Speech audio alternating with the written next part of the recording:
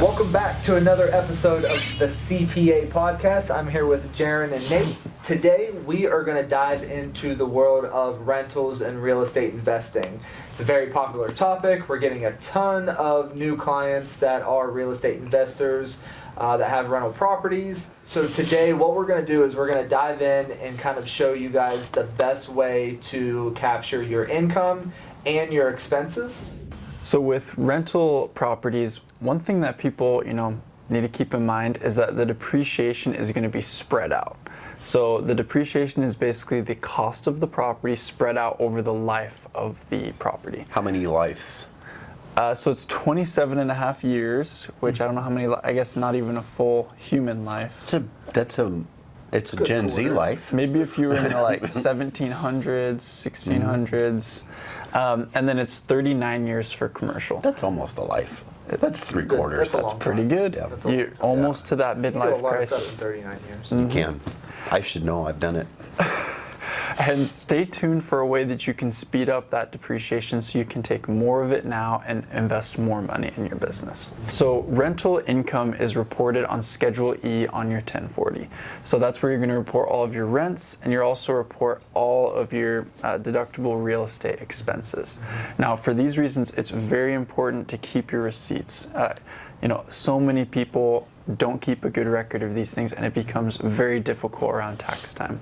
Sure. And one of the main questions you need to ask is, did I materially participate in my rental, or am I a real estate professional? So for material participation, you need to have about 500 hours of participation. And there are things like grouping, where you can count those 500 hours spread over a few different properties. And then for a real estate professional, you need to have the license, and you need to spend 750 hours. The third component of that, to the real estate professional, Income. you do have to have 51% or more of your income deriving from the real estate activities. Yeah. Gotcha. So if you do too well at your W-2 job, you should probably cut back, try to do a little worse, see if you could get fired. Or if you're in the mortgage industry or real estate or whatever on your W-2, there's a lot of real estate professionals. Sure. Gotcha. Okay. So you don't have to actually be just an agent. You can be anything In the real estate profession, space. and then a lot of times licensed. Sure. Yeah. Gotcha.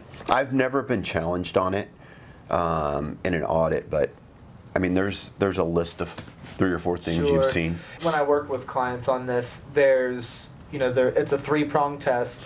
I feel like the 750 hours, it's subjective. Mm-hmm. You can kind of, create the narrative. The real estate license, you either have it or you don't. It's the income. Yeah. It's very clear When they make cut. zero Yeah, it's very clear from the cut. real estate. Did 51% or more of your income come from real estate? If you're making $400K on a W-2 and your taxable income is 401, there's really no way to try to say that you are a real estate professional. You did it more as and a that's, talking point. And that's a lot of times dinner. the people that want to take these rental properties and deductions, and they listen to a podcast and they get excited about it because they're making $600,000 a year as a doctor. Sure. Yeah. And then they hit your $25,000 cap, and a lot of times they don't even get that. Yep. And so it's going to be, basically the loss that you can take is capped at $25,000. The rest will carry over, but keep in mind, if you're a real estate professional, there is no cap, and so you can take an enormous loss, which can be very helpful when you're, buying and selling properties. The other thing is that if your AGI is above 150,000, that 25,000 loss that you can take phases out. And so you might actually have a loss, but you can't take it because your income is too high. So going back to people that have a large W-2 and have a rental on the side, just keep that in mind that you might not be able to take those losses. Sure. And to touch on some of your real estate expenses, this is where you're going to deduct your mortgage interest, your management fees, obviously the repairs and the improvements that you've had to the property, also your property taxes. Now, because of the sub-2 community, we've been picking up a lot of clients that have acquired their rentals through either seller financing or creative terms. So it's super important to make sure that you keep track of your expenses. When you do acquire a new property, make sure that you send us the HUDs or send your accountant the HUDs so they can start tracking that depreciation. And it's not just the large expenses, it's the small expenses like your cell phone bill, your mileage, your internet, your softwares. They add up. To run those. So additional expenses, you got your pest control, your hazard insurance. When I talk to my clients Any about trips to Home Depot, I mean, Trips. pretty much. trips to Home Depot, any materials, obviously. When I'm in the process of working with a client, I always tell them in this situation, I'd rather have too much information than not enough. Even if you aren't a real estate professional and you are going to be capped at that $25,000, like Jaron said, it's super important to maximize those losses year after year. Yes, you may not get that benefit, but they do carry forward so that if you do decide to sell, those losses are really going to come in handy because it's going to reduce the capital gains that you have on that sale. And it's a lot like a wife. You always want to ask her to tell you too much about her day. Like you don't want her just a summary. You want it detailed. Detailed. Written out. As much as possible, just go on and tell us. I'm taking notes. Yes, and I want to know, honey, what's important to you. Life advice from Nate. Yep, that's free. That's free. That's not the gem. So one of the things I've noticed is a big part of what we do is getting the rental properties organized into categories. Sure. So a lot of people think, oh yeah, I have 3 rental properties and they can just report 3 rental properties. Unfortunately, you can't. It would be rental property 1, 2, and 3. One of the ways that you can identify the income is maybe charging rent at a different amount on each of them. So $2,510, $2,520, $2,530. Then you know it's which property is for which. Some clients open up checking accounts for every property. I think that's excessive. And the problem with that is then you're trying to figure out where to put it. If you're an investor and you're looking to scale, I mean, Yeah, you'll have 25, 30 accounts. I was going to say, even for us, we had the decision, are we going to create rules in QuickBooks? That's what Right. we've utilized. Or, do you have 22 separate Right.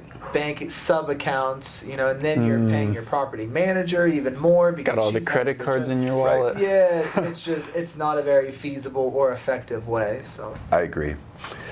So class accounting, I think, is probably what you use with your properties you're doing now Yeah. through Class accounting. QuickBooks. we do class accounting, and like I mentioned, we create a rule that if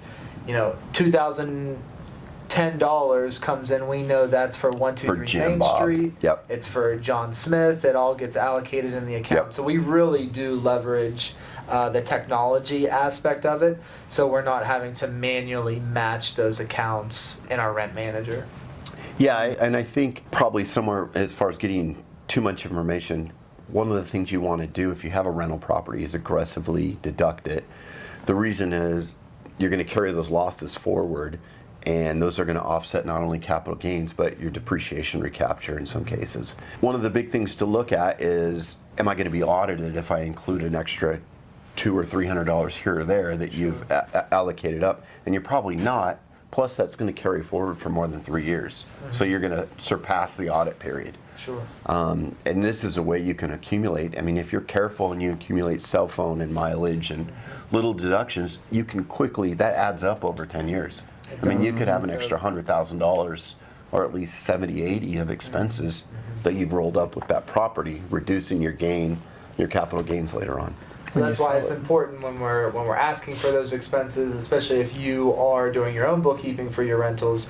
I was kind of use the analogy, no stone unturned, because you may not reap that benefit this year or next year, but if you decide to sell that rental property, It's already in there. That extra work of finding those expenses really can help you out. And your audit risk is lower Sure. by doing it in that year instead of 6 years down the road. Yep. Some people ask too, do you pay off your rental property versus your home? Consult with your financial professional. This obviously is just for entertainment purposes. But yeah, I think you'd want to pay off your primary residence Primary over the residence rent. And you first. still take the standard deduction, which is going to be pretty close anyway. Right, and the idea And is then- you're trading off the Yep. mortgage interest for the standard deduction, but you Yep. can't do that for the rental. You can't. And if you do pay off the rentals, you can use the avalanche method where you attack the one with the highest interest rate and you go all out on it after Yep. you've paid off your personal. And then that gets into some tricks you can do with cost Yeah. segs and stuff like that. And so a cost segregation, that's the hidden gem for today's video. Secret. It is secret. So you'd need to go online. There are professionals where you can meet with them and get it done. And they're going to be basically segregating all of the costs of your property.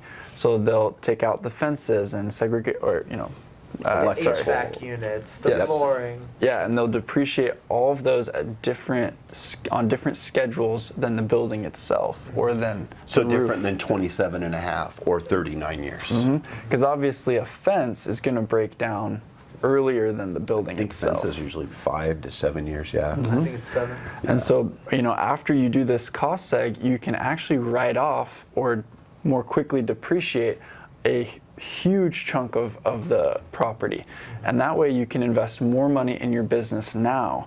And so that's the main idea is, if you believe in your own business, can I do more with this money than the tax man, essentially? So if you had 5 rental properties and you were adding one, and they were all cash flowing, and you did your idea, you could over deduct on the 5th one and offset all the revenue on the other ones, not have to worry about the $25,000, right? Yep. And so then you could sort of just churn like that. Got it. And always have one where you do Got the it. cost seg, wipe out all the other ones. And that would be the one you kept the longest, so you'd go over 5 years, you wouldn't have your depreciation recapture right away. Yeah, and it can be kind of expensive. And so it doesn't really make sense if you just have one property, unless you've got a buddy who will do the cost seg for cheap or something Yeah, like or you that. get them online. There's a lot Yeah. of cheaper ones for residential, not commercial. Yeah. And so, Love it. that can be super helpful in writing off those expenses and, put more money in your business, give yourself a little more cash, because as you know, cash is king. So that's been today's episode on rentals and taxes. Make sure to stay tuned for more podcasts in the future, and make sure to like, comment, and subscribe. Thanks for watching.